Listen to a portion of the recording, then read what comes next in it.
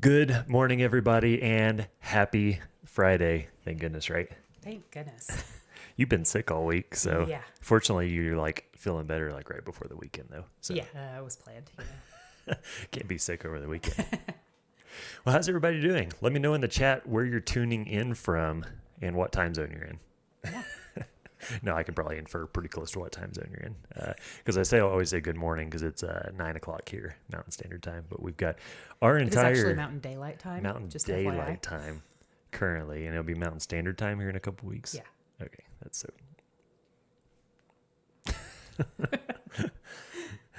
We've got most of the Explorers Life team here. Go ahead and sound off in the chat who's here. I saw a Google Chats thing with who all was here, but go ahead and put who's here and where you're tuning in from, because we got Explorers Life team sort of spread all out across the country at this point, so that's kind of fun.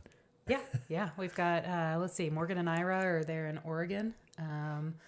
Anna is in Virginia. I just forgot. Grace is here in Steamboat or in Oak Creek. Let's see. Who else is in the chat currently? Let's see. We've got our Steamboat team.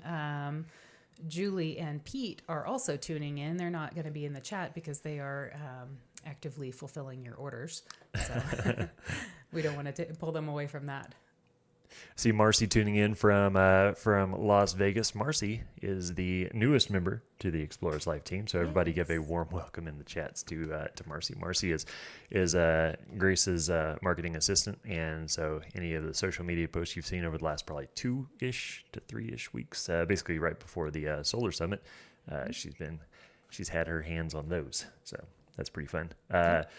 So had a comment pop up in the chat just a second ago, was saying that they placed an order this last Monday and they received their order on Wednesday. So they're giving us props for that. But honestly, like props to Julie and Pete. They're in the warehouse right now. They're tuning in sort of. They said they're fulfilling orders at the moment as well. So they're probably not going to be actually in the chat, but they're fulfilling orders. And yeah, we're getting orders out sometimes same day now. So it's very often that we're getting orders out, the same day you purchase, given that the order comes in before the UPS truck shows up. We usually show up in the afternoon, early afternoon, 1 or 2 o'clock. But yeah, usually if you place an order in the morning, we're getting it out same day. If you're placing it in the afternoon or post like 11 o'clock, I'd say it's kind of hit or miss. But for the most part, unless it's a Monday. Mondays are usually, kind of busy. But yeah, that's pretty cool. That's pretty cool to be able to offer that. I don't know. I always set my goals really high. It's like I'm in like constant like competition with Amazon. It's like our prices have always been the same as Amazon, but it's like shipping times. Now we don't have 300 warehouses across the U.S. that we can do same day shipping and stuff like that. Get it to your door in the same day, but damn if we're not trying. If we're not pretty close. So that's pretty fun. So. All right. Yeah. So what's new? New stuff. Well, I think you already mentioned the Solar Summit. So our very first DIY Solar Summit by Explorers Life we held last month, middle of September. And that was here in Steamboat Springs. We had somewhere around 150 RVs there and, probably 250 people there. It was a really cool time. If you were there, chat, drop it in the chat if you were there and if you enjoyed it. If you didn't enjoy it, please don't drop that. I'm just kidding. We probably didn't enjoy the wind and hail that we had, but we survived. We persevered. But what else? Yeah, and actually, like if you're, the event we still haven't had our full team debrief on like if we're going to be able to do it again next year or not. But if you didn't come and you would like to attend that next year, let us know in the chat if you would make a serious effort to come to our neck of the woods here in Steamboat Springs, Colorado, to come to that. Let us know in the chat, and that definitely influences our sort of decision on whether or not we give it another go and try it again. So yeah. Yeah, exactly. What else is new? What else is new? New product that we just released. Well, we didn't. We just released it in our store. RedArc BCDC Alpha 100 Battery Manager. I have one back here. Yeah, we have one right here. You strategically put that there, so. Yeah, that's exactly why I did that. So this is the RedArc Alpha 100 BCDC charger. This is going to be sort of equivalent to two Victron Orion XS 50 amp DC to DC chargers. This is brand new to the store. It's sort of kind of new to RedArc to a degree, but it's a 100 amp DC to DC charger. And what sort of sets this apart from our current offerings of the Victron components is it's an all-in. It's just one unit. I know Julie and Pete at the warehouse. Well, me whenever I'm having to make kits, Steph when she's having to make kits. We both hate having to make the dual Orion XS wiring kit just because it's so much hardware. Like it is my least favorite kit that we sell. Like I always try to put out like a good product, but whenever it's like I made that, it's like there's so many parts to this thing. It's easy to mess up, like et cetera, et cetera. Yeah. And it's as good as it can get. Yeah. But with this, it's one singular DC to DC charger, all built into one unit. But some other cool features of it, this actually has a built-in solar charge controller. And what I see this being really, really useful for is motorhomes and travel trailers that have a pre-existing solar array up top. Because usually what happens is people want dual Victron Orions for that 100 amps of DC to DC charging. And then they also want to incorporate their pre-existing solar panels.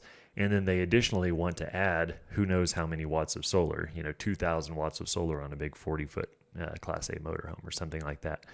And what we would do there is we would say, go ahead and do the Victron system for the additional 2,000 watts of solar or whatever you're wanting to do there. But your pre-existing solar, let's run it to this, because this is going to give you the benefit of having a really good charge controller, probably better than what was stock in your RV most likely. But what this will do is once your house batteries are full, this is going to take the solar that's being produced and it's going to recharge the starter battery. So it's got that sort of like backwards compatibility, if you will. So if you're just parked at a campsite, your house batteries are full, this is going to sense that, and then it's going to take the power from your OEM solar array that we would connect into this, and then it's going to send that power to the starter battery to just keep it topped off. Additionally, this can also charge the starter battery from the house battery bank in the case of an emergency, if you will. If you leave your lights on, if you leave your headlights or something like that on, you can log into the app, connect to this, and then you can do, I forget what the official, like what they call it is, but basically you hit the button, and then this is going to charge your starter battery from your house batteries for about 15 minutes. And then that ought to give you enough charge to get the engine started and then get the alternator turned to charge the battery. So it's a sweet unit. I'm super happy that I now know all the features, because it's easy to go to the RedArc website and be like, well, I don't really, it's just a DC to DC charger. But it's like, well, there's some more features that are pretty cool about it. So yeah, that's something that people have been asking us about for a long time is, emergency charging their house or their starting battery from their house battery. So I think that's a great feature. Yeah. We do we have a wiring kit for it? We do. Yet? Is it on the store yet? It is. What a deal. Okay, cool. And it's been added to, I believe, all of our kit builders as well. Wonderful. So if you are interested in something like that, if you have a full system install coming up, or you don't have adequate DC to DC charging in your camper, and you just want something like that, hit us up at shop.explorers.life/support, and we can make sure that you get that kit, that product, and everything else to go with it to get you all of those cool new features. So, yep. I think that's going to be taking the place of the dual Victron Orion XS. I think so. DC to DC charger soon. We've got to get rid of that kit. It's awful to make. I it's awful to make, and also it's awful to install. Yeah, well, I mean, you could look at our installation page and see like what the labor rate is for installing one of Yeah. those units versus one of the Victron Orion XSs versus two of them. Yeah. So, I mean, it takes over twice as long. Well over twice as long. Yeah. Yeah. There All are right. so many more connections. Well, there's our promos Okay. for now. For now. 10 minutes in. So this is an open Q&A. We've already got some questions being asked there in the chat, so thanks for jumping on top of that. We are going to systematically just work our way through those and everything like that. And if you think of any questions, like, throughout the rest of the day after the chat is off, you can always hit us up at shop.explorers.life/support. You can access our email there, or you can hit the little chat bubble down at the bottom right-hand corner. And that's going to get you into our pre-sale support and tech support inbox, and either CJ or Anna or myself, we're all in there answering questions at any given time. So if you don't get your questions answered today, or you don't think of it till an hour down the road, hit up shop.explorers.life/support. Question number 1. Question number 1. All right. Carrie asked, what size wire do you need for a Victron MPPT 250-100, and what size solar array do you need? Do I need to wire the panels in series or parallel? I'm new to all of this.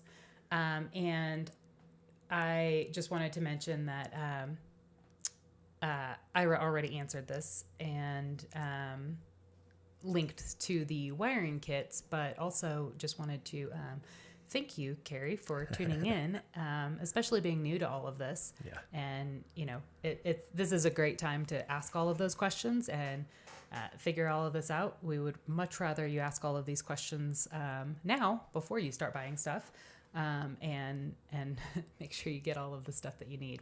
We see that pretty often where somebody comes to us after they've already bought a bunch of stuff, and then we find out that they've got a bunch of the wrong parts.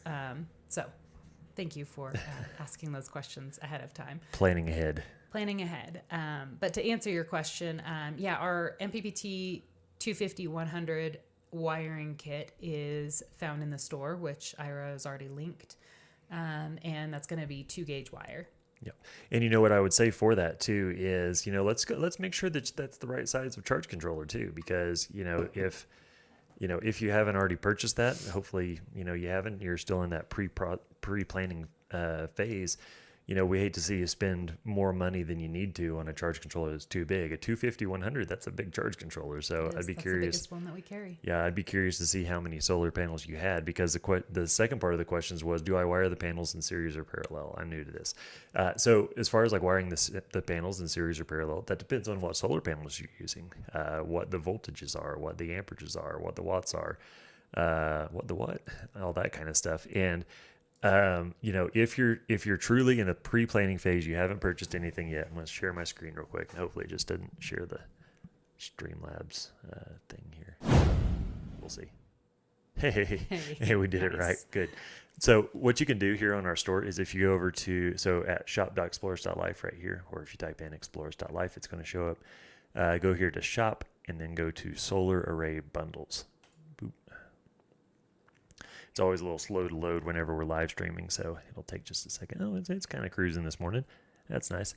Okay, and then from there, I don't have a filterable by charge controller, because that generally doesn't make a whole lot of sense for, you really need to start with the solar panels. So you can figure out what solar panel wattages you want, and realistically, that's going to be based on what kind of roof space you have available. So let's say that you've got enough room for... Now, I'm just going to interrupt you here, because Carrie did say they have 13 225-watt panels. 13 225-watt panels? Yeah. Ooh, so what kind of battery bank voltage does she have? That would be a great question. Maybe you could pop that in the chat. Yeah. What's your battery bank voltage? 13 225. 13 225, and then... Let's figure this out. Let's just walk through this together.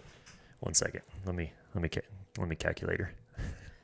Calculator. Because the battery bank voltage plays into the charge controller sizing. So let's see, 13 times 225. So just shy of 3,000 watts. So I'm going to hope you don't have a 12-volt battery bank system, because you're going to have 2 to 3 charge controllers at that point. That's a fair amount of power.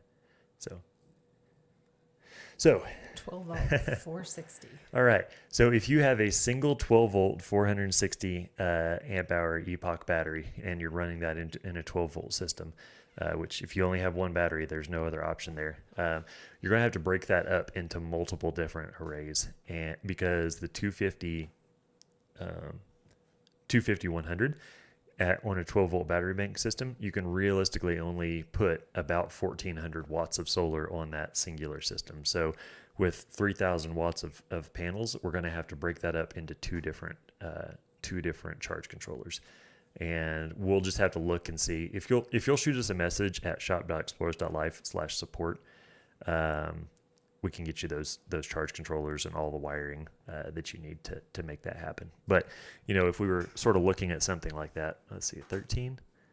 Ooh, 13 is tough too, because that breaks you up into a 7. I'd have to run the actual charge controller calculator on that. We'll get...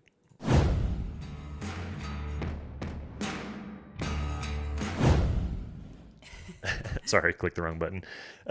Yeah, so if we broke it, if you only had 12 of them, if you had 12 of the 225 watt panels, you'd be somewhere in the ballpark of going to the 200 watt right here, 12 volt battery bank, and then going to, now you can do here, we got a 1400 watt, which is a 7 by 200. And then realistically, this is how we like to see people sort of going through this process is, going to our wiring kits, because then you can get the right charge controller. You can get the right charge controller wiring kit. You can get the, the proper bits and pieces that you need to connect it all together.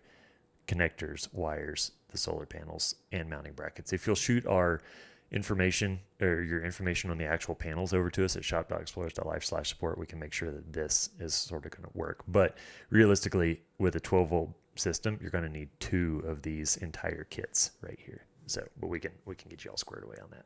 It's pretty straightforward. Okay, what's next? Awesome. That's a great question. Okay, Travis asked, I'm going to install the IP22 30 amp charger as my shore power. Let's see, 6 gauge going from the Lynx distributor for a couple feet should be okay, correct? Do we have a wiring kit for that? I don't think we have one for that specific component. We have Mm-hmm. we have the IP22 30 amp charger as part of our Explorer mini kit, which includes all the big. But for just the charger, we don't have a wiring kit for that one. But yes, that would be 6 gauge wire. That's the biggest wire that fits into the terminals of that charger. So yeah, that's perfectly sized. We'd keep those wire lengths under 5 feet of positive and 5 feet of negative. Yep. Trying to think, do we have any kits that would work as a stopgap, almost as a? Probably the DC. The fuse panel. Fuse panel wiring kit. Although that's ferrules. But you need. Do you need ferrules going into? I think so. Into the 30 amp chart. Yeah, you do need ferrules going. Yeah, I think it was ring terminals. Ooh, I would be willing to bet the coldest logger in the entire county that it's. Bet. I think it's ring terminals. That it's ferrules. You think it's ferrules? Okay. Would somebody? We're gonna have to figure that out. Would somebody double check us and let us know in the chat? Is that device? Does it accept? Or would somebody just agree with me so he owes me a beer? Yeah, no, because if that's the case, then there's going to be multiple of you that owe me beers. Yeah. I think if anybody agrees with Steph, just unwarranted, then you'll owe the whole team beers. So let's see, where are we at? Oh no. Is it really ring terminals? What does that device look like? I can't even think of it. Okay, well, back to the screen. We got to settle this once and for all. So we're going shop, we're going components, we're going DC, no, not DC to DC chargers. Battery chargers is what it's probably called. Chargers, here it is. Then we're doing the 30 amp. Uh-huh. The 30 amp charger. Yep, that right one. there.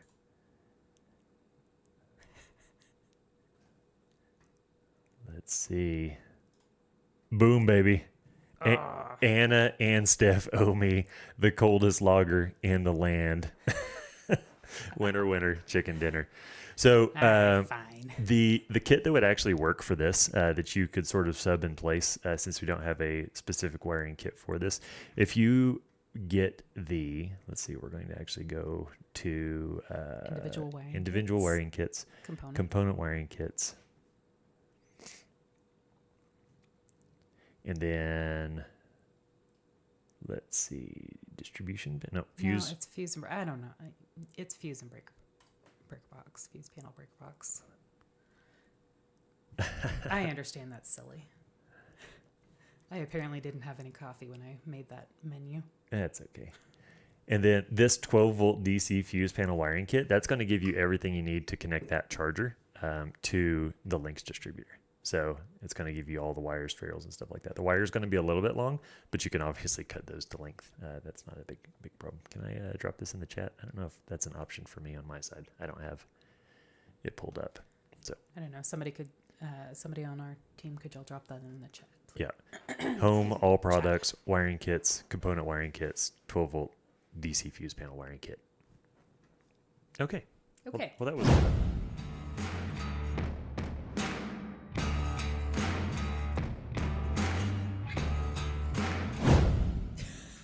Okay, I gotta quit. Quick and hang on a second. Okay, I gotta quit clicking the wrong buttons, right? That was a very audible gulp. Yeah, good. Gross. It's for effect. Okay, so I wanted to go back. There was one more question that didn't get oh no, I'm not trying to block this person. I'm trying to answer their question. Oh, that's like one of my worst things, because like I have definitely on YouTube in the past, I've accidentally blocked somebody, but there's no easy way to, like, whenever you go into the unblock them. Well, yeah, because I can gosh. unblock people, but let's see, I can't remember. There's two buttons inside of like my side of YouTube where it's like there's a good thing to do. I don't know if it's like liking the comment, but it's like block member, and it's like they're too close together. Yeah. And then whenever you go into like unblock people, it's not like chronological. You can't just say like, oh, I want to unblock the last person I blocked. It's like not like that. So it's like you hope you saw their name. You hope you remember their name. So. Yeah, that's annoying. Yeah.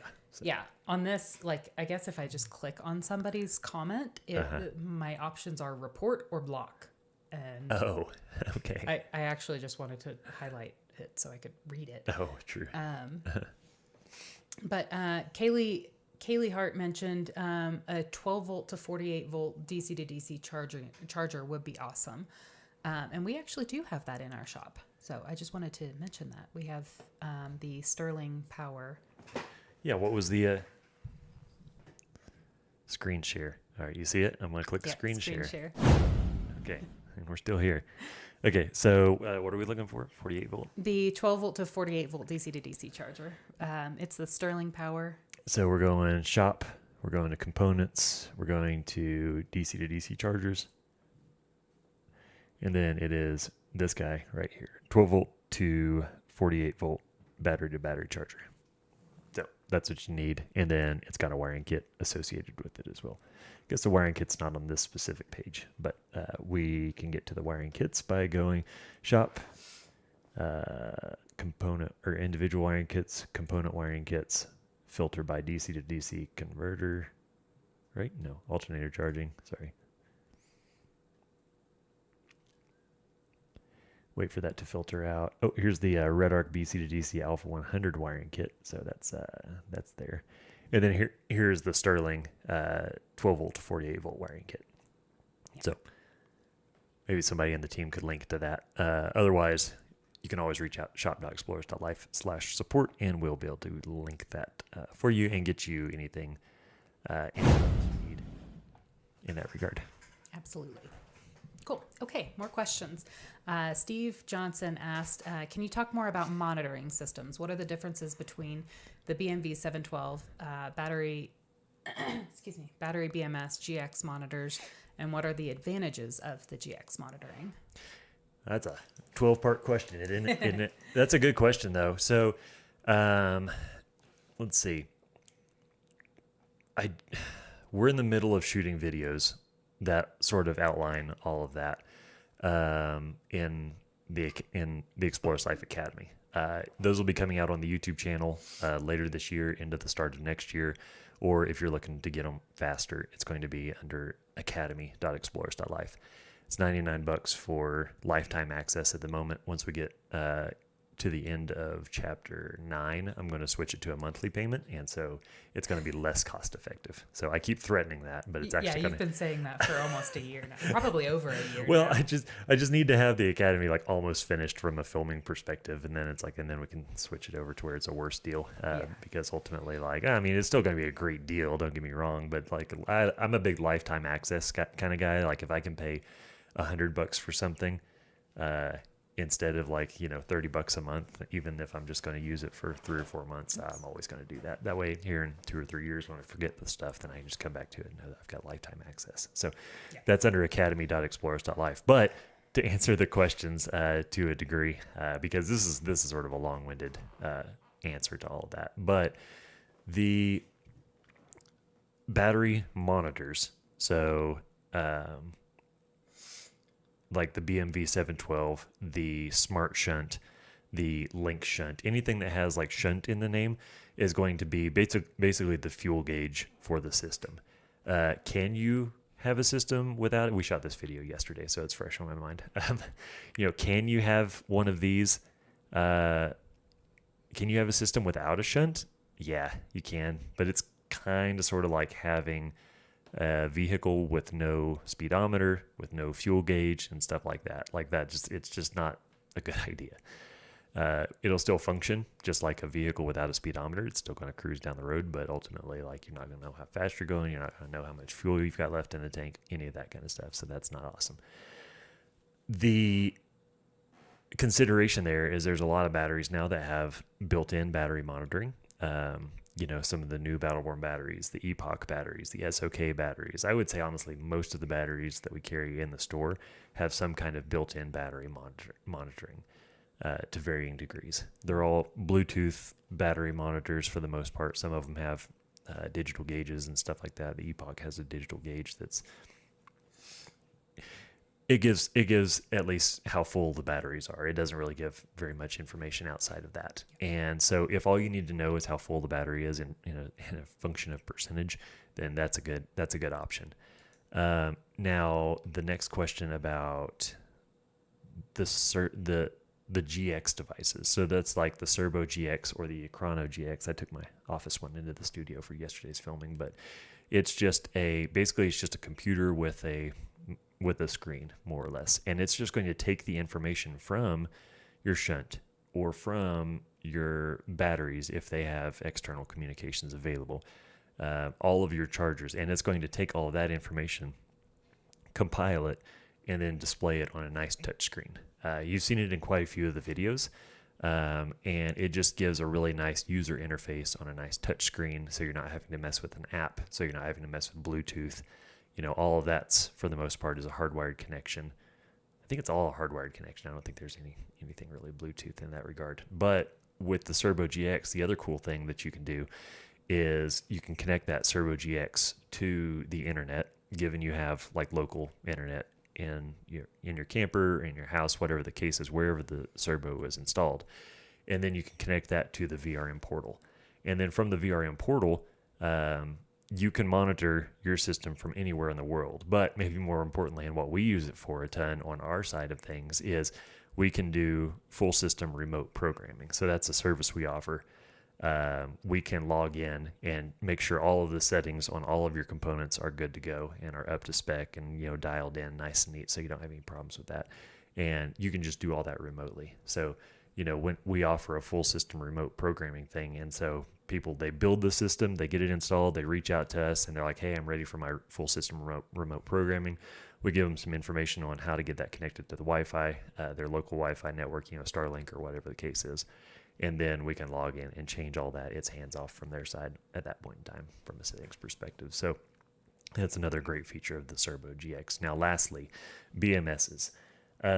BMSs are a totally different animal. BMSs are what sort of control the batteries. With lithium batteries, if the battery is too hot, if the battery is too cold, if the battery voltages are out of whack, if the battery voltages are too high, if the battery voltages are too low, you shouldn't charge or discharge the batteries.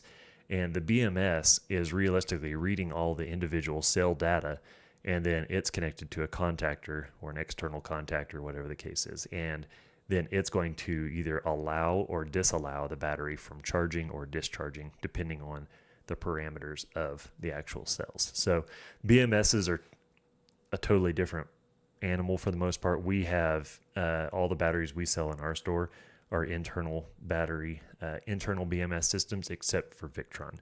Victron has an external BMS, but it's in the same form factor as the Link shunt, so it attaches right to the Link's distributor, and it's a nice clean form factor. I would say it's a little bit more of a technical setup than the other ones, but I know Ira in the chat, he set a couple of them up in our installation shop, and maybe he could give a 2-second.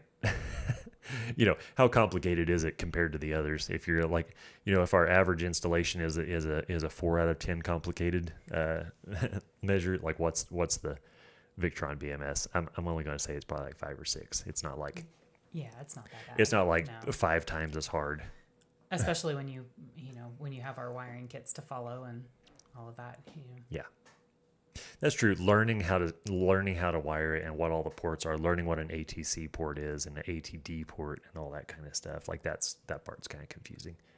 But in DVCC and all that stuff you need, that part kind of sucks. But but once it's all designed like what we do, then it's fine.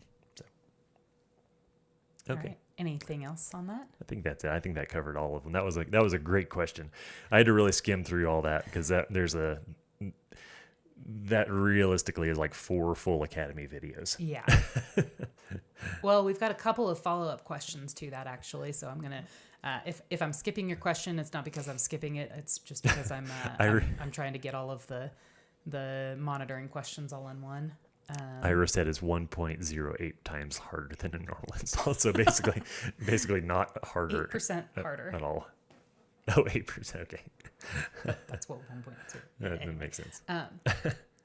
Brian asked, I'm interested in the Explore Lite kit, but was wondering if the monitoring section, Servo GX, and touchscreen is necessary. Can I see all of that on the app?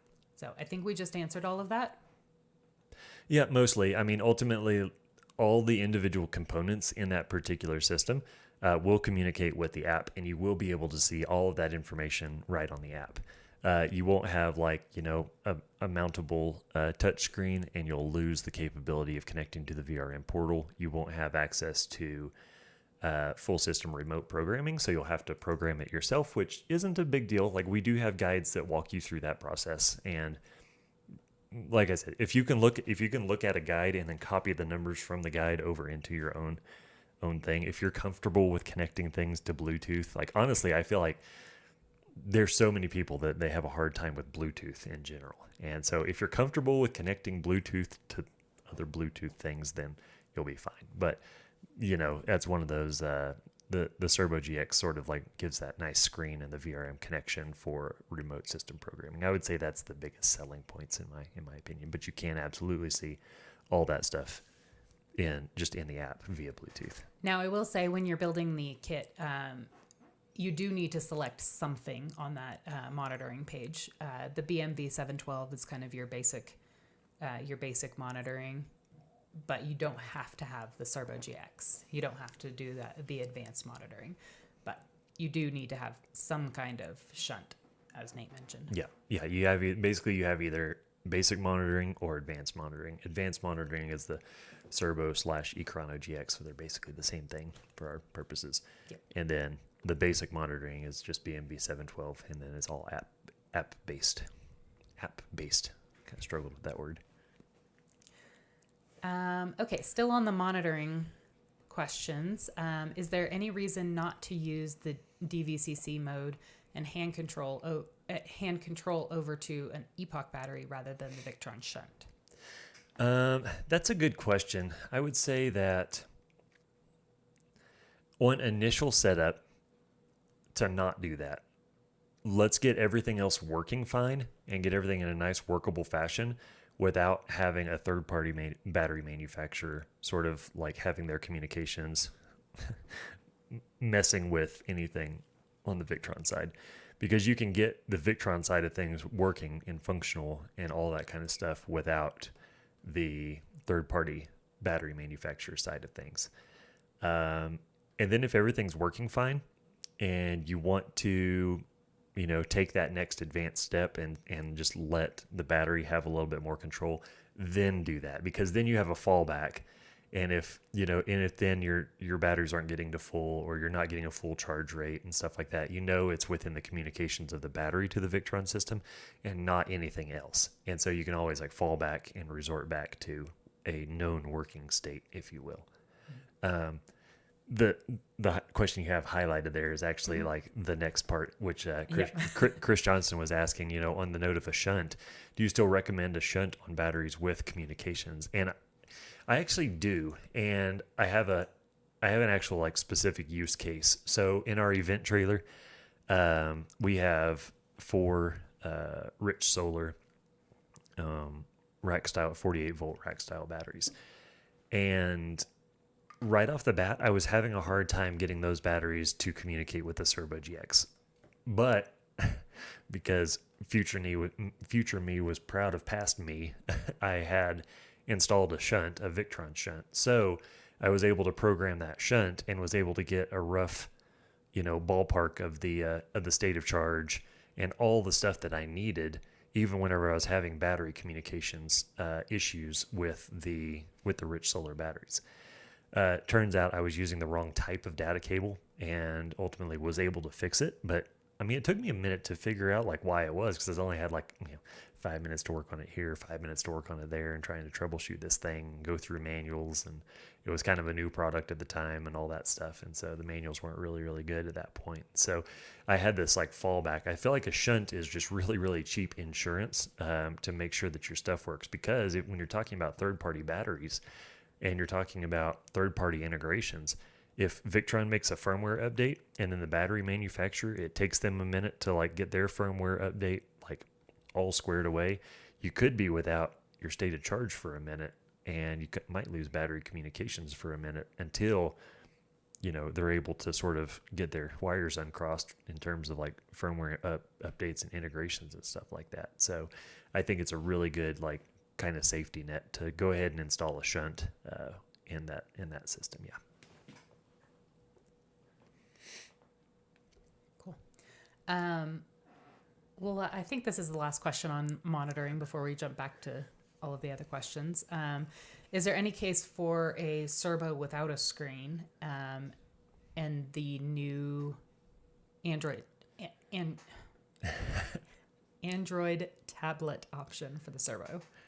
Yeah. So the question is there any use for a Servo without a screen? And I'm going to say no. Like, without a screen entirely, no.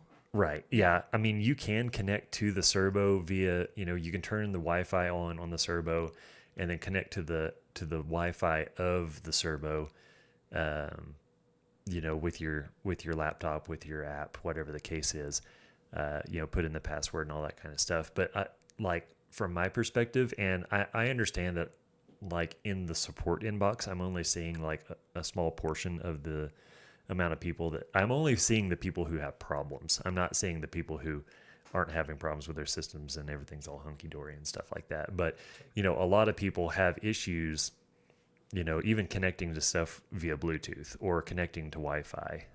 Some people have problems, they don't put in passwords right and all that kind of stuff. And having the screen gets rid of all that, because you just plug the screen into the unit and then all of a sudden you've got your on-screen keyboard. So I'm always going to recommend getting the screen that plugs right in, because there's no setup involved. You just plug it in and it's good to go. Chris mentioned the new Android tablet option for the Servo, and it's the same thing, and that's a really cool solution, and I'll have a video out about that eventually. And also once we have an Android tablet option in our store that we can kind of guarantee will work and we can like provide tech support for,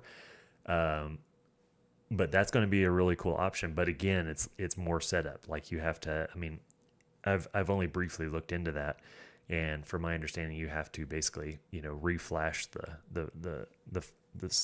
I don't know, the software, the firmware of the tablet, and it's one of those things that, like, I would say for a big chunk of people, that's probably something that they're not going to want to do. So if you like that idea and you want to pursue that, like, by all means, go ahead. I would like to personally try it out and play around with it, but if you're looking for a recommendation, I have to recommend what we can, like, support from a tech support standpoint. So yeah, but those are all great considerations and great questions. Yeah. Okay, we are going to jump back to some of the earlier questions. So Merlin asked, what are your thoughts about EcoFlow versus the components that we see you working with on your channel? So my tune has changed a lot over time to this, and we're actually in talks to potentially bring EcoFlow onto our store.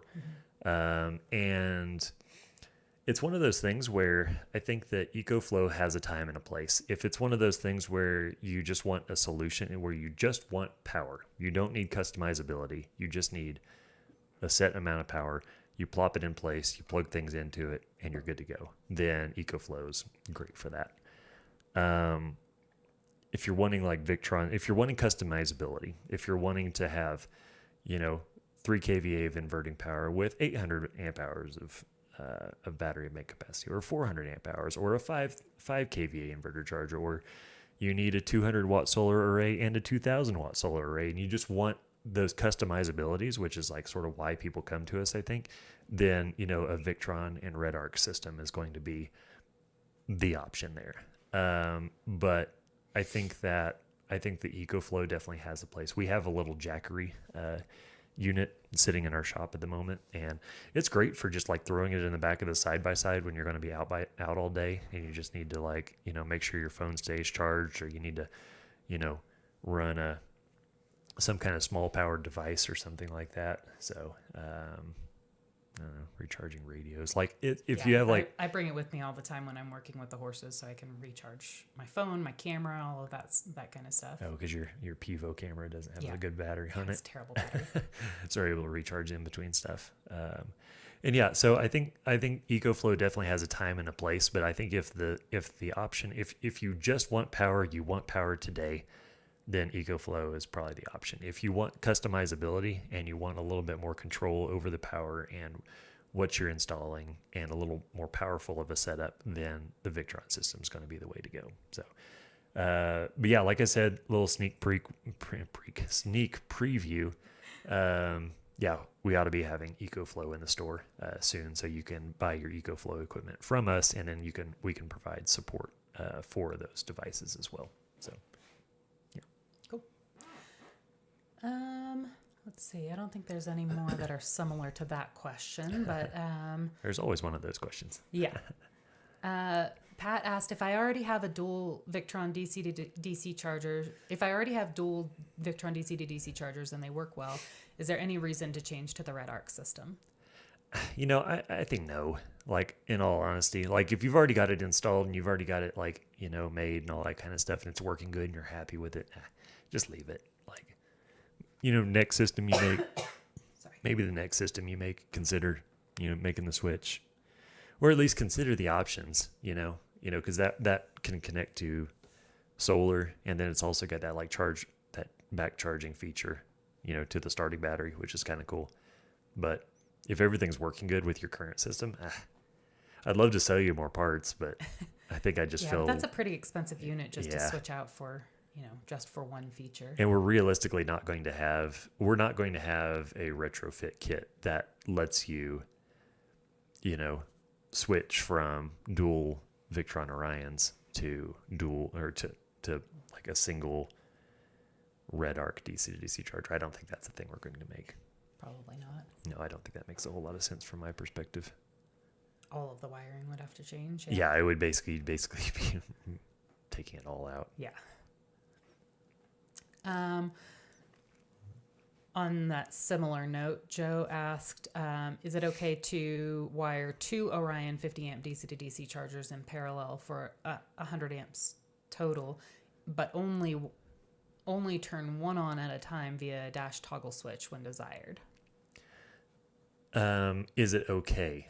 So it's not dangerous. But you're installing two of them. You may as well use both of them. Like, there's really no. I don't know what the use case would be that you would only want to turn on one. Yeah. I would say you bought both of them. You may as well use both of them. It's not like, I mean, as long as your alternator's big enough, then it's not any harm to just have both of them running. So you're just going to charge twice as slow if you turn one of them off, which. Yeah, I can't think of a use case where you are allowed to do that. But I just can't think of a reason why you would want to do that. Yeah, sort of like buying a bicycle and only wanting to ride around wheelies. It's like, why don't you just buy a unicycle instead? So that was a weird analogy. Well, that's what I got. I mean, okay. You bought both of them. You may as well use both of them. Okay, next question. Is it best to use shore power to keep my fridge and other devices powered while stored at home so I'm not cycling my batteries every day, or is it okay to just have solar and batteries do the work? Yeah, no, that's totally fine. Yeah, just when you're storing your vehicle at home, plug into shore power. The van that we currently have, the van that we have that is for sale. Oh, I totally forgot that announcement. Yeah. That's how we store the van. So the van that you guys watched here on the YouTube channel, it is officially, as of yesterday-ish, is for sale. We sort of aren't traveling as much for events and stuff like that, which is why we sort of built that thing, was to take to various trade shows and all that kind of stuff. And it's time to send it on to somebody who can sort of take it out on more adventures and get it used. So. If you head to the most recent blog post, or maybe let's see, Marcy did a lot of work over on the last couple days on social. Maybe she could share the link to that ad posting in the comment section, and you guys could check that out. But yeah, it's for sale. It's ready to go. I just need to fill it up with gas and give it a wash, and you could take it today. Yep. Do you want to say anything else about it? No. Okay. No, I don't think so. you can look at the for sale ad on that for that. But yeah, we'll keep cruising on questions because we got quite a few, and we're and we are running out of time. 10 minutes out. Yes. 13 minutes out. Don't cut people short. Yeah. Okay. Michael asked, 12 volt or 24 volt for off-grid three season cabin, just a few lights and a TV. Do I have the option for 48 volt? I would say you've got the option for 48 volt. Yeah. Yeah. I mean, I think this is a great time to tease our off-grid and grid tie systems. Yeah. So we're in talks right now with a couple different manufacturers for grid tied electrical systems and also off-grid electrical systems. We recently published not a wiring kit. We are actively working on that. For off-grid residential systems featuring the Rich Solar Nova 12K inverter charger and MPPT unit. So it's a hybrid inverter charger. So it's got inverter charger capabilities as well as a solar charger built in. And it's a 48 volt system. For a stationary application, I truly don't see any reason to do 12 volt or 24 volt. It's just going to be more expensive for less capacity. It makes no sense from my perspective to do that. And so for any kind of, because you're not charging 12 volt device, or you're not powering 12 volt devices, and you're not trying to charge from a 12 volt alternator. So why even add 12 volt into the mix? So let's keep it 48 volt on the battery bank side so that you can keep get more bang for your buck on the solar charge controller side of things, and then more bang for your buck on the wiring side of things. And then for all of your various devices around your off-grid cabin, you're just going to run those at 120 volts, with the standard household breaker box. So yeah, that's be looking on our social for the announcement for that wiring kit, because we're going to have that available probably within the next week or so. Yep. Grid tied systems, those are coming also very soon. We're looking at doing a grid tied electrical system here at our house, and we're going to be doing tutorials on that. So that's going to be a totally different type of setup than what you've ever seen. But, when we rebranded to Explorers Life Mobile Marine and Off-Grid Electrical Systems last year, we've done the mobile part. we're reaching the end of what we can teach you about on mobile side of things, because I feel like we've sort of covered nearly all of it at this point in time. And so it's time to move on to the next thing. Marine applications are so similar to mobile applications that a lot of the stuff that we've already done is still applicable. And we're also waiting for tinned wire, and that's just waiting on construction of our new warehouse. Off-grid or grid-tied electrical system, that's a totally different ball game that we're hoping to cover coming up. We're going to be prioritizing grid-tied and off-grid stationary applications over marine applications in the next 6 months or so. So be looking for those kits very, very shortly. We'll make big announcements on social media for those, so be sure to follow us on all social media accounts for those announcements.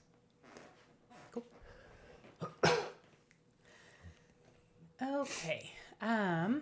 Keith asked, with charge and discharge, what do you recommend total for?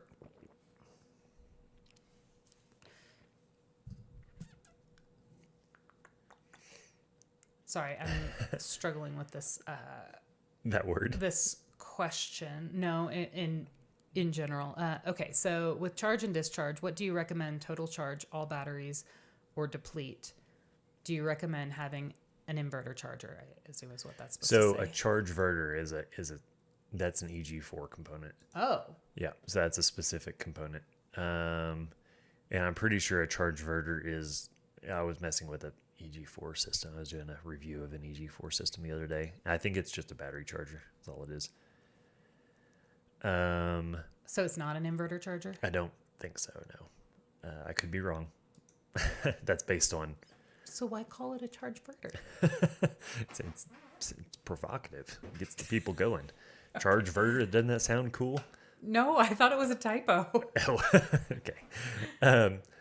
So with charge and discharge, what do you recommend total charge of all batteries? So realistically, that's going to depend on the battery manufacturer. With lithium batteries in particular, you can drain them, all the way to 0% and charge them all the way to full, and it's not going to have really any ill effects on lifespan of the batteries. Now, you probably don't want to be charging them down to absolute 0% and turning off the BMS every day. That's going to decrease the lifespan of the batteries. But if that happens occasionally, you're probably not going to have any noticeable decreases in lifespan. As far as recommend having a charge verter, I actually don't recommend that because we don't have it in our store. It's not how we design systems. Just sort of by nature. And so as far as if you're looking for our recommendations, we're always going to recommend, the items that we support, and the items that we can support are the items that we have in our store. So I would encourage you to reach out to us at shop.explorers.life/support and give us your needs.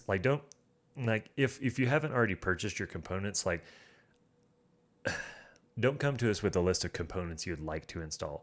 Let us know if you need to run 2 air conditioners. Let us know if you're trying to run a bunch of lights. Let us know if you're trying to power your Tesla. Let us know if you're trying to what are you trying to run? And then let us have some flexibility on the components, because that's what we do.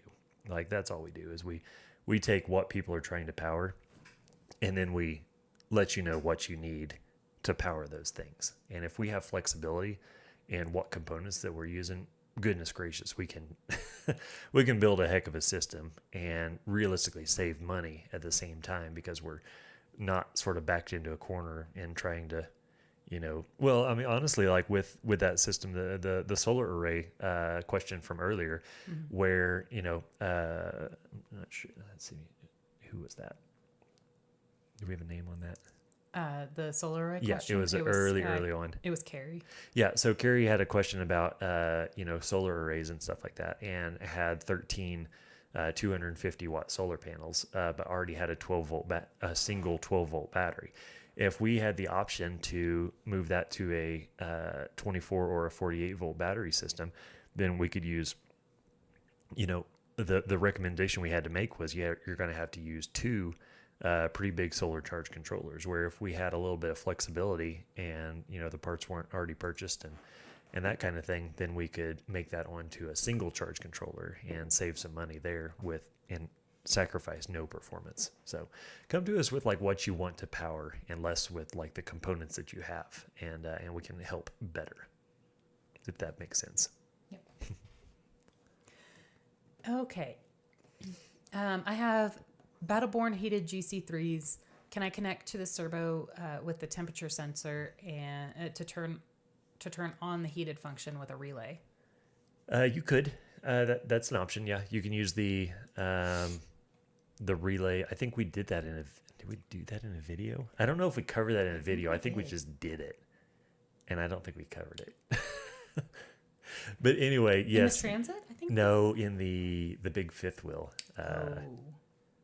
Because the Transit, I think the Transit, I don't have that on a switch. I just have that, because the thing with the heated batteries, we've talked about this internally a lot of times. You can do what you're doing, but I don't really see any value in turning off the heater, because you're not actually turning on and off the heater specifically. Mm-hmm. You're turning off and on the thermostat to the heaters. And so if you turn off the thermostat to the heaters will never run. But if you have the thermostat on, just like in your house, so if you have the thermostat on in your house and you're trying to heat up your house because it's cold outside or whatever the case is, and you have your thermostat set to 70 degrees, but it's kind of hot out that day, and you random warm spell during the winter, and your house is like 75 degrees, your heater's not going to turn on because your house is already warm. And with the batteries, it's the exact same thing. You're just turning on and off the thermostat. So from my perspective, I really don't see a reason to put that on a switch. You can do what you're proposing, but kind of to each your own. You do have to make the relay function of the servo control another relay, though. So it's not a simple thing necessarily. Yeah. Cool. Okay, next question. Wheelbuilder.com asked, on the MPPT 130 versus the 150, what's the difference? Does the 150 just allow for a higher input current as well as higher output? Yeah, so those two charge controllers are different sizes of charge controllers, and the second number there, the 30 versus 50, that is the output amperage. It has nothing to do with the input amperage. So if it's a 12-volt battery bank, just because I have these numbers pretty much memorized, 12-volt battery bank with the 130, you can only put 400 watts of solar on it because that's about 30 amps of output at 12 volts. The 50 is like 700 amps. And because 50 amps times 12 volts is about 700.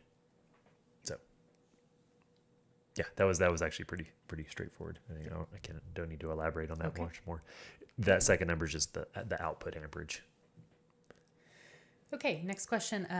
Another MPPT. Oh, actually, this is a servo question. I've got 4 130s and 2 DC to DC Orion XSs, and I want to plug them all into the servo. I've been told I need to use a VE direct to USB. Do I need a USB hub as well? Yes. Yep. So 4 plus 2. Yep. Yeah, because it's got three VE direct on there. No, you don't need that. No, you don't need a hub. You just need the USB to VE direct. 3 VE direct and 3 VE to USB. Yeah. Yep. 4, 5, 6. Yeah. Yeah, that would all work. So how many? Because there's 4 USB ports, aren't there? I think there's 3. There's 3, and then the one for the touchscreen. They got rid of that.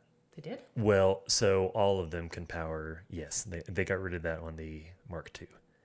I also recently learned this. Okay. Somebody was having issues with their touchscreen, and I was like, send me a picture of the close-ups of the USB. And I was like, you've got it in the wrong one. Put it on the one with the lightning bolt. Like, I don't see one with a lightning bolt. You're crazy. And I was like, show me a picture. And I was like, oh, well, shit, there is no lightning bolt. Okay, you're right. So they're all I think lightning, they're all, yeah. Or they're all powered. They're all powered. So, yeah, you would just need your 3 VE directs and 3 VE direct to USBs. We got those in our store. You can reach out shop.explorers.life/support, and we can hold on. Get all those on the So then in that case, if there are 3 VE direct spots and 3 USB spots, they would need a hub because that's true. you still have to plug in Yep. a touchscreen. Yep, that's true. That's a good point. Yes, you would need a hub in that case. Yeah. So just any just USB hub. I don't have any sitting around here, but No. just a little. I don't know. They're like $15 from Walmart. Yeah. Check. Okay. Wiring both a separate inverter and the IP22 30 amp charger to the Lynx distributor. Do I need to worry about any ground issues if everything 12 volt is grounded to the chassis? I'm not using an inverter charger combo. So everything would be, all the grounds would be wired to the Lynx distributor, not necessarily the chassis. You would have a single chassis grounding point, ideally. Yep. Yeah, basically. Yep.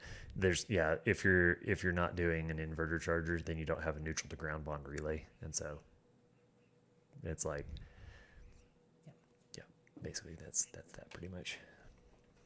If you check out shop.explorers.live/support, if you check out shop.explorers.live on our diagrams, so all of our wiring diagrams and all of our kits show proper grounding, and so if you're following one of those, then just look at what is grounded to where, and that is going to be all you need.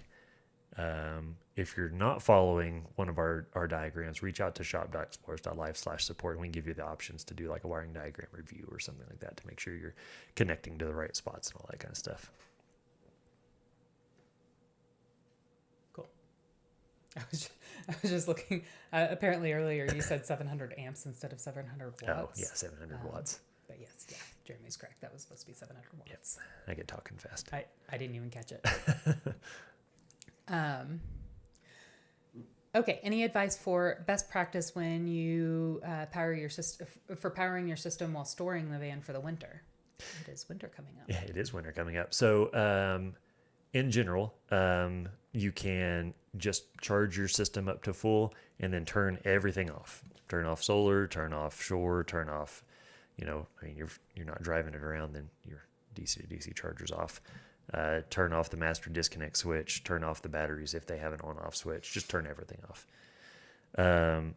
As far as like removing the batteries, if you're in a super cold location like we are here in Northwest Colorado, you may consider removing the batteries depending on which batteries you're using. Different battery manufacturers have different guidelines on if you should remove the batteries. I know Battleborn batteries specifically, they recommend if the battery temperature is going to get below negative 20 degrees Fahrenheit to go ahead and remove the batteries, just because the cold temperature can actually make the outer, the ABS plastic on the outside just kind of brittle. Yeah. And that's just not like a battery problem. It's just a plastic problem. It's a plastic problem. But realistically, like if you're negative 20, like that means that your dash is going to start getting brittle, and like there's all kinds of stuff that like super cold like that sort of it's kind of harmful too. But yeah, realistically, like just turn everything off.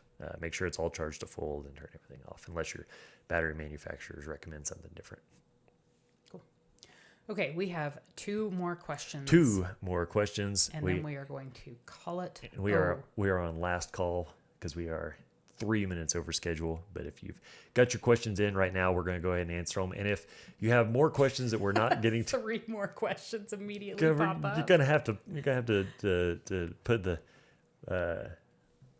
the break off point in the chat. Yeah. But we'll answer these ones that are out there. But if any more questions pop up, you can always reach out to shop.explorers.live/support. Anna, CJ, they'll both be in there answering questions through the rest of the day. I'll be in there as well for backup if there's anything that they can't handle, which at this point in time, like they can handle 99% of stuff, which is fun. Maybe more than that. Yep. Awesome. Okay. David asks, I'm installing a Victron Multiplus 2 24 volt 3K. Can you use 2 shunts to the batteries in series? If so, does the Victron shunt care which one is closer to the batteries? I wanted I don't know how to say that word. Vature? Vature, it's the Vature? battery brand. Yeah, I know what it is. I just don't know. I've never known how to say that. Anyway, In my brain, I always pronounce it as Vader. Vader. But there's another R. Well, Vature. my brain ignores that R. Okay. I wanted a Vature monitor in the pass-through and a Victron smart shunt in the RV.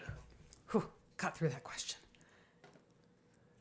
And now you forgot what the question was because we were stuck on Well, that I'm one just word. sort of like trying to think of the use case. I don't know why you would want two shunts like in line unless one was like if one is being used as a battery monitor and one is being used as like a DC meter for like alternator charging. Like I don't know what the use case for that would be and why you would want that.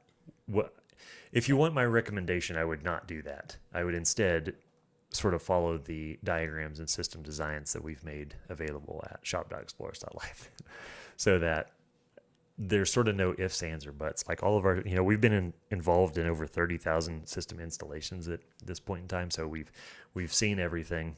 Like we don't know everything, but if we don't know something, we can find out. And two shunts in line, like in series, I don't know how that would function, especially if you're using them as battery monitors, because that would, by proxy, you would be putting a shunt on the battery side of another shunt, and I don't know what would happen. You're probably not going to get accurate readings. So instead of that, maybe don't do that and just do one shunt. Yeah. Okay. Yeah, shop.explorers.life/support if you want us to take a closer look at what you're trying to accomplish there. Next question. I built a separate 2,000 watt inverter with 300 amp hour battery for my camper. Does the battery need to be grounded to the chassis? If it's an inverter charger, then yes. But that's just going to be via its neutral to ground bond relay. If it's just an inverter, like if it's just a Phoenix 1200, it's going to have a DC ground on it, and that's going to go to your Lynx distributor. Yep. I would say my recommendation there would be follow the diagram for the system that you're installing. So if you're installing our Explore Lite system, it has all the proper grounding in it. And so just follow that, the grounding is there, it's in place, it's shown on the diagram. The wiring was included in your wiring kits. So just follow that, and that should get you squared away. If you've still got blank spots and question marks after that, reach out shop.explorers.life/support, and Anna, CJ, myself, we can get you pointed in the right direction again. Yep. Cool. Mark asked, what is the temperature the Multiplus 2 turns on the internal fan? Ooh, I have no idea. It's if you go to the Victron website and go to the specific product you're looking at, and if you go to data sheets, it should say it in there. If it doesn't say it in it, well, because I know the Multiplus fan turns on at a couple different temperatures, and it's got like a high, medium, and low setting or whatever the case is. It's going to be on low very shortly after you plug it in to charge, and then it's just going to get progressively more on. It's Friday.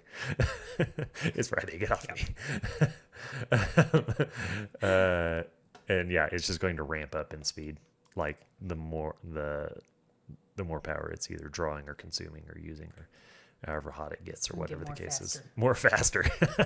You knew that's what I was about to say. It's going to be more on. More on. If it's on. I think more faster would have been better than saying more on. I don't know. I think more on is really, really descriptive. Like, if your car is just idling, it's on. And then if you're cruising down the road, it's even more on. Okay, what's next? Okay, I think this is the last question. Thank goodness. I think this is the last question we can handle. All right. Terry asks, going with 3 12-volt Epoch 300 amp hour batteries, I want to do them in parallel. Is it better to go to a bus bar or just hook the 3 batteries to each other in parallel to each other? Just all do the batteries to each other together. To each other. Yeah, that's how all of our system designs work. We've got the wiring kits to support that. Just there's no reason for that system to do batteries to a bus bar. It's more wiring, it's more cost, it's more complexity, takes up more space. There's 3 or 4 different approved ways to wire a battery bank, and although that is one of them, it is also the one that takes up the most space. Yep. And so, and the most wiring, the most, it's So- a lot more cost effective to just go battery to battery. yeah, and we've got the wiring kits ready to go that we've got wiring kits that can do both. So if you're just bound and determined to go the other direction, we've got wiring kits for that too. But if you're looking for a recommendation, just go battery to battery, and we've got the wiring kits for that. So hit us up, shop.explorers.life/support, and we can get you what you need. Okay, Okay, that's that was it. the last question. That was the last question before we hit our cutoff. So thanks everybody for tuning in. If there were questions that you still have, just reach out. Yeah, shop.explorers.life/support. If you are purchasing from us, we offer free. We're trying to help build systems. So we offer free pre-sales customer support. If you've purchased your components from us, we offer complimentary post-sale tech support to get you pointed in the right directions if you get stuck. If you've purchased from Amazon, we actually have a pro support membership available as well. Amazon or wherever, I know we've got several people tuning in from Europe. If you've purchased from a local dealer and you want our help on your stuff, check out shop.explorers.life/pro support membership. And that lets you buy into our tech support program, and you can get our expert level tech support, what we're known for, even if you didn't purchase from us. And so that's a kind of new program, and we've got a little over 50 people in there at this point, and we've gotten pretty much nothing but great feedback about that. And so I think it's a great program to get you guys the help you need to get if you're stuck in your system installation and need to be pointed in the right direction. We're here. We are now here to help, no matter where you purchase from, which is kind of cool to be able to say. So, if you are purchasing more items, it's 10 o'clock right now in our time. UPS truck hasn't showed up. Julie and Pete are at the warehouse. I'm not sure what their workload is looking like, but there's a really good chance that if you purchased now, it might be on the UPS truck this afternoon. So if you've got any orders that you need to place, go ahead and place those and get those on, and we'll get those on the way either today or Monday. So I think that's pretty much it. Anything else? Nope, that's it. Wonderful. Everybody have a great weekend. Well, thanks for tuning in as always, and we will be back next month. I'm just trying to find my button and talk at the same time. Next month, the first Friday of every month is our live stream. All right. We'll see you We'll in see you then. November.